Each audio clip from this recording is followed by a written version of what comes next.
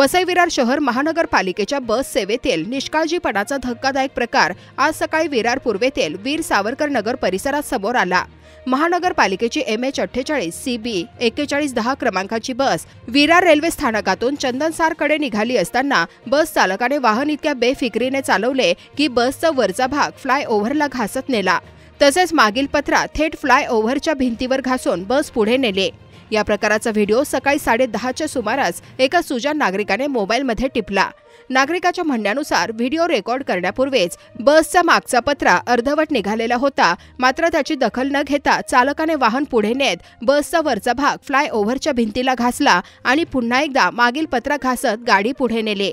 तो पत्रा पूर्णपणे बाहेर निघाला होता। आश्चर्य म्हणजे एवढं घडूनही संबंधित चालकाने वाहन थांबवण्याची तसदीही घेतली नाही। गाडी चालू असताना पत्रा रस्त्यावरील वाहन चालकास पादचारीस लागल्यास एखाद्या नागरिकाला गंभीर इजा होण्याची शक्यता होते। असे असतानाही चालकाने वाहन थांबवून तपासणी न करता बेदरकारपणे आपली बस पुढे नेले। यामुळे बस सेवेमधील सुरक्षेचे व शिस्तीचे प्रश्न पुन्हा ऐरणीवर आले आहेत। या प्रकारामुळे वसई विरार महानगरपालिकेच्या सार्वजनिक वाहतूक व्यवस्थेवर प्रश्नचिन्ह निर्माण झाले असून अशा बेफिकीर चालकांवर महापालिका प्रशासन काय कारवाई करते हे पाहणे औत्सुक्याचे ठरेल।